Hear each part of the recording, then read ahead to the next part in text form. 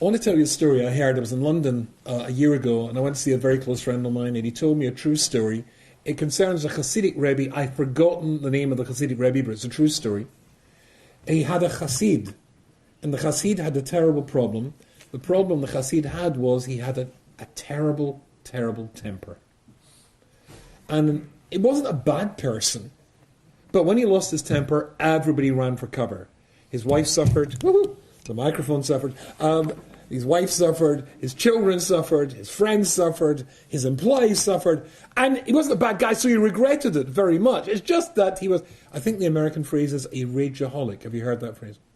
A rageaholic. And he couldn't control it. So of course, he's a Hasid, he has a problem, goes to see the Rebbe. So he came to see the Rebbe, and the Rebbe's listening, and he's stroking his beard, and said, look, this is a very big problem. I would like to give you the best advice that I can. So please go outside my room. There's a couch in the hallway outside. Just give me 10 minutes to come up with the best advice I can give you.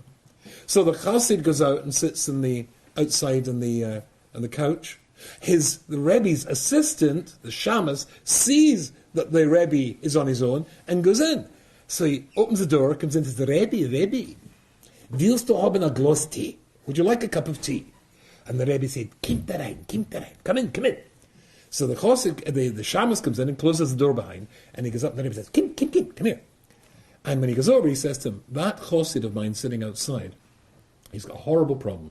He has a terrible temper, and I'm trying to give him the best advice I can. But to give him the best advice, I have to get a feel of what this terrible temper is like. So do me a favour. Go out and provoke him. Go out and get him to lose his temper. So the Shamas says, go out and get him to lose his temper.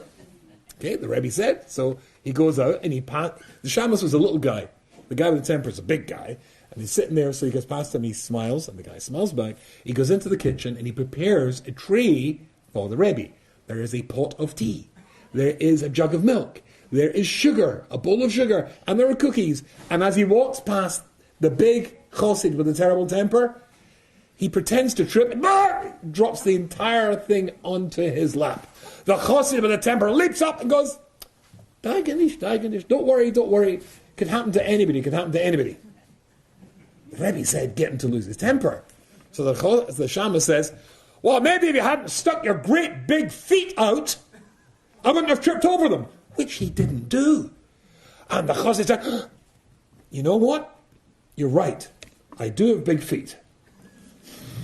So the Shamas gathers up all the debris from the floor, and he goes into the Rebbe. He says, I tried. Don't worry, send them in.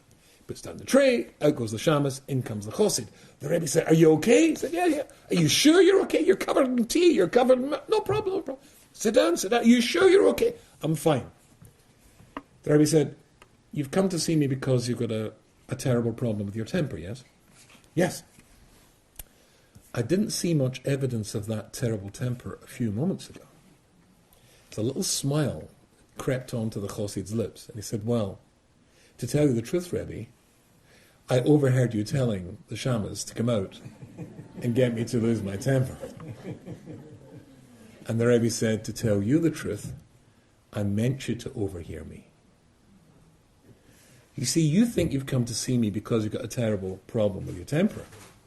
No, you don't. You have a terrible problem with your emunah b'HaKadosh Baruch Hu. When you overheard what was planned and you knew that it came from me, fine, I understand where this is coming from. But when other stuff happens to in your life that comes from the Rebbe of the Rebbes, then you don't understand that, you don't get that, and then you don't have a problem with your temper, you have a problem with your emunah. You've just experienced another Torah class brought to you by TorahAnytime.com.